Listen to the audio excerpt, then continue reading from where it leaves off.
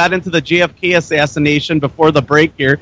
And I have to ask you a question. Something really interesting came up during this primary, and I don't know how much you've been following the election this year between Donald Trump and Hillary Clinton and Bernie Sanders, and it was Ted Cruz for a while and Jeb Bush. And I thought it very interesting in the timing that certain candidates dropped out. First, it was Jeb Bush when Donald Trump mentioned the 28 redacted pages around the 9/11 disaster. Jeb Bush seemed to drop out very quickly. And then a very interesting report by Wayne Madsen came out about Rafael Cruz potentially being involved in the assassination. Okay, and Wayne Madsen is going to be speaking in our JFK conference in Dallas on which is being held, November 18, 19, 20. As I said, you can go to jfkconference.com and register and hear him for yourself.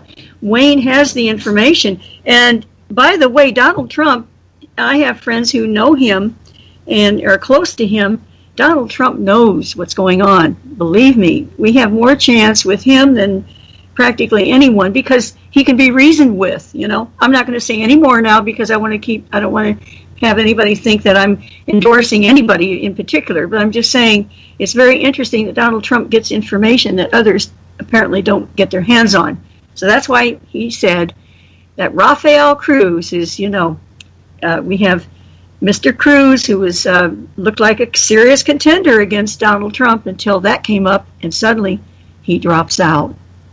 I just found the timing interesting because as far as I was concerned, Ted Cruz was supposed to go all the way to the convention, and they're going to have their, revival of the Republican Party and take it away from Donald Trump, the evil Donald Trump. I've always said when Republicans and Democrats both hate a candidate, that's usually your guy. Yep, that's right. I mean, they sure wish he was not the one. The Donald is very interesting. Now, if you want to ask a question to me about Rafael Cruz, I can give you some answers. Well, sure. And I saw the report with Wayne Madsen, and there was a picture that surfaced that showed him handing out propaganda with Lee Harvey Oswald. And I was curious, what was that really? What kind of propaganda was that? Okay, first of all, Lee Oswald had been actually handed out Hands Off Cuba pamphlets not once or twice, but 4 times. The first time it was in Dallas, right after the Walker shooting, and because he didn't want to get blamed for that, he asked to be transferred to New Orleans. His assignment, because he'd just come back from the Soviet Union 6 months earlier, so his assignment was quite clear. He was supposed to keep pretending that he was pro-Castro, and he never joined the Communist Party. He never renounced his citizenship. There are a lot of lies out there. He never had received a dishonorable discharge. It was not dishonorable. It was a lower charge that they had to put against him because he went, of course, to the Soviet Union. He could not show up for his reserves. So it was undesirable discharge that Lee Oswald had. Now, Lee Oswald is in New Orleans, and they were trying to get Castro spies. And how do you do that? He formed a fake FPCC committee, that's Fair Play for Cuba Committee, knowing that anybody who's pro-Castro would be interested in joining or learning more about it. They never held a meeting. They never had any lectures. Of course, what they did have were places to contact. And when these people got these flyers and contacted them, they investigated them, and they sent back a number of Castro spies that way. In fact, on a couple of occasions, I know they planted drugs on them, beat them up, and sent them back in disgrace as if they were drug dealers. So that's how Lee was working on this operation. Now, Rafael Cruz, who is Ted Cruz's father, was an immigrant from Cuba. His parents were still there. Just like Carlos Quiroga, another person that was working with Guy Bannister and Lee Oswald trying to round up Castro spies, because Castro was sending them there because of, they were training anti-Castro insurgents out at Lake Pontchartrain, for example, and Castro doesn't want to get himself killed. He wants to know what's going on in New Orleans. So we have Lee Oswald is there to hand out these pamphlets. He did it first at the USS Wasp. That was in May, not in August like this other operation. And at that time, when he handed out these it was to the stevedores. Some of the stevedores, most of them were blacks, and some of them were black Cubans, and they were reporting back to Castro, about if they saw anything. There was a gun shipment coming in on the Delta line at that time from Venezuela, and that gun shipment, they didn't want any of Castro's spies to know about it. Those guns were going to be remarked as if they were from Cuba. and then they would use them in crimes so that it would look like Castro is causing all kinds of trouble in the United States. See? So these are dirty tricks that are played as part of the Northwoods campaign. So to make a long story short, at that time he was passing out pamphlets out there at the Dumaine Wharf in May, and they rounded up several stevedores and sent them back to Cuba. Then let's fast forward now to August 9th, when he's on Canal Street, and he sets up with Carlos Brunier and others a fake, thing going on where they hit him and they knocked down his flyers out of his hands and all that kind of thing. At that time, a whole group of anti-Castro protesters, they were going to join in. Lee Oswald could have been beat to a pulp, but the police came in time. Well, Lee didn't want that to happen again because, again, they moved this time to the Trade Mart, and this is where you see the photo of Ted Cruz's father. And yes, he was involved. He had a reputation of marching for Castro's Cuba.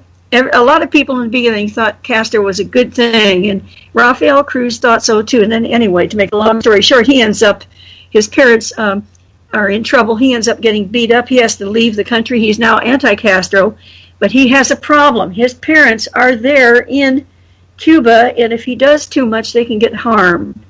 And I mean, they can get killed. So how do you use a man like that? You have to worry that he might be a traitor, because of his parents. So this is the problem that they had with Rafael, and they wanted to use him. I learned who he was because Lee said, look, I don't want to have any incident this time where maybe I'm not going to have anybody hit me to get my name in the paper and say I'm pro-Castro.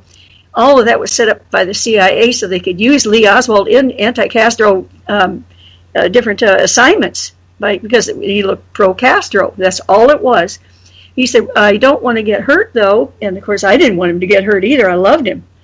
And he said, so what we're going to do is hire a couple people to hand out pamphlets with me, but they're going to be my bodyguards, actually. Well, one of these people has denied that he had anything to do with it. His name is Charles Steele. The other one has never, ever given the name out. And the reason is that they didn't want Rafael Cruz's parents to get hurt. Because if he's putting out... acting pro-Castro with Lee Oswald, and if it ever got out that Lee Oswald was working for the CIA, that could hurt Rafael Cruz. But they needed him, so what they did, you said that he was handing out pamphlets, or the flyers. Actually, he never handed out one of them. He held them in his hands, and he's looking around. He's making sure nobody's going to come around from behind maybe and hurt Lee Oswald. Lee called him his angel, and that's why I remember him. He said, I usually don't remember faces very well, but I came up close to Lee. And this August 9th, I was seen, by the way, with Lee Oswald, and because of that, I was fired the same day by the cover company that took on Lee and me. You'll find all of that information in the book, Me and Lee. That's out. It's 608 pages. I hope people will read it. They're going to find out the truth about Lee Oswald, the truth about the whole setup, the truth about the Kennedy assassination. Now, we have Rafael Cruz standing there then, excuse me, with the flyers in his hands, but he's not handing any of them out. And to make a long story short, excuse me, I've got to get some water. Can you wait a minute, please? Absolutely. I think while we mentioned this real quick, you mentioned Operation Northwoods, and for our listeners who don't understand what Operation Northwoods is in 1962, our government had one of the most sinister plans on record. They said they needed another Remember the Maine type incident, which would have required us to hijack airplanes, maybe fly into our own buildings, destroy our own ships while blaming it on innocent citizens, even attack our own military bases. And that was shot down by JFK. And at that time, that sinister plot was getting a bunch of momentum, was signed off by both Joint Chiefs of Staff. And it was a very intense time in history. As a matter of fact, Senator Smathers, who was my sponsor, actually approached Kennedy and said, look, we have our boys out there at Guantanamo Bay in this ship. All we have to do is bomb it. Yeah, we'll lose a couple hundred boys, but we'll be able to invade Cuba and get it back, get it away from the communists. Kennedy smashed down his hand. No, we're not going to do that. And he was really angry at Senator Smathers. Smathers was all for that kind of thing. So many of them were. And I'm telling you, only Kennedy, and you'll see that in the book, David Talbot's book, The Devil's Chessboard, he's the only one that stopped us from having World War III. You're not going to see the media saying nice things about Kennedy, because as all this comes out, they don't want the people to react and be upset that Kennedy was shot. It's his 100th birthday next year. Wow. And yes, and they don't want you to know anything nice about John F. Kennedy. If you knew all that he had done for us, he would have a huge statue in Washington, D.C. If everybody knew the truth, they would not have any road in Dallas, Texas, named Lyndon B. Johnson Highway, and you wouldn't have the Bush Highway and all that. There's not even an alley in Dallas, Texas that's named for John F. Kennedy. I have to ask you a very interesting question, and I don't know if anyone has ever asked you this, but do you think that there's similar players between what happened on 9/11, the incident there, and the JFK assassination? I've heard from people who are personal friends of mine that have worked for Homeland Security at one time or another that there's a rumor going around that the same people that were involved in the JFK assassination were also involved in 9/11. Well, we're going to look at one individual. Now, he's not involved with this, but look at Roger Stone. Roger Stone was young. Roger Stone is still with us, and he, of course, says that Lyndon Johnson killed Kennedy. He has Richard Nixon stamped on with a big tattoo on his back. This is a remarkable man. He's a friend of mine. I admire, but he will say it like it is, and a lot of people in the media don't like that. As a matter of fact, we have among us, what we had was a coup d'etat.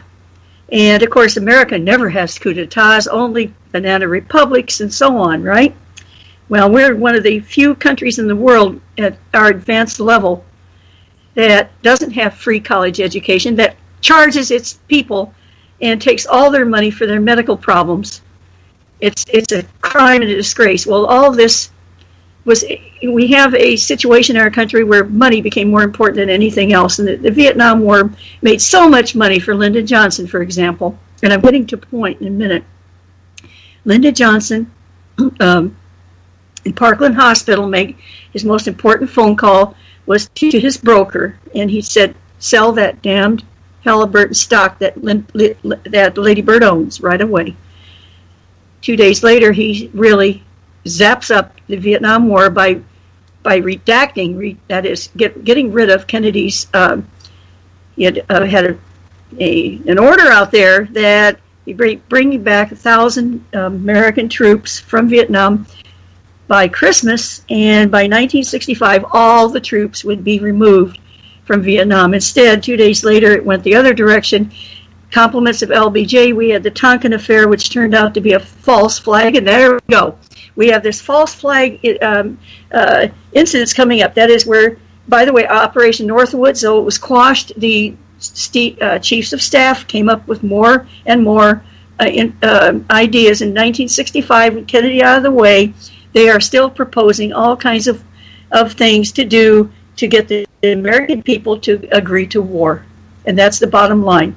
These people, some of them had brought in their associates, their protégés, the young ones, to take their place. Yes, we still have these parasites among us, and they're bloodsuckers, and they don't care what happens to our people.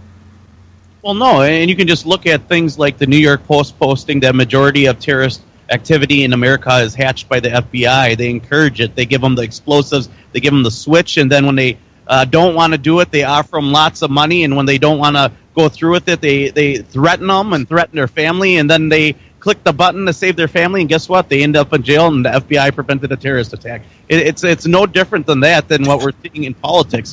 That's just one of the symptoms of a more corrupt world. I have been traveling a lot and got exposed to something that but anyway, here's back to Rafael Cruz. Rafael Cruz, I knew him Lee told me his name was Raffaello, and I never heard the last name, so I wasn't able to report on anything except that Lee hired him in my book, Me and Lee, because you don't want to cause trouble. I couldn't prove it was Cruz. I didn't know his last name until it came out. But Lee called him Raphael the Archangel, the angel that was saving his life, or protecting him. Now, the last thing that Cruz wants to do is be associated with the so-called killer of Kennedy. What's wonderful about the internet is you can go on the internet now and you can find, you just put in there Lee Oswald framed, Lee Oswald innocent, you're going to come up with stuff that will make you sick. You can see what they did to him.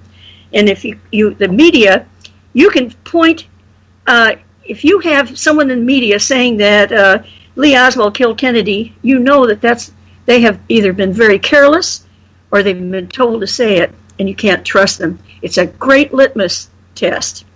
If you have anyone that's saying Oswald killed Kennedy, don't trust them on anything else. It's very simple. Yeah, that's very interesting. I've heard so many different variations of the story. I heard that the original video was altered, and that they're, to prevent, any evidence. Okay, that's another thing. Where we have Hollywood experts, 31 Hollywood restoration film experts. I mean, they take old films and they fix them, they retouch them, they know how to do it. 31 of them have examined thanks to the Wilkinson and Whitehead researchers. They got a certified film from the Sixth Floor Museum. They're the ones that sell it to the American people. A film that was supposed to be given free to the American people. They sell them for $700 a piece. And they got one of these certified films, and they blew it up with a special program that they use for retouching. And so it's huge. It's big as a TV screen. I mean, and there you can see that the back of Kennedy's head was painted in, frame after frame, after he was shot. And of course, they try to say the shot came from behind and that Kennedy's head was blown off the other direction. None of the Parkland Hospital doctors ever saw any such thing. We have so many witnesses now. It's absolutely absurd. But the Zapruder film, that's what it's called, the Z film we call it. It starts frame 131. This splotch of stuff going up in the air. Also, a lot of that has been painted in red.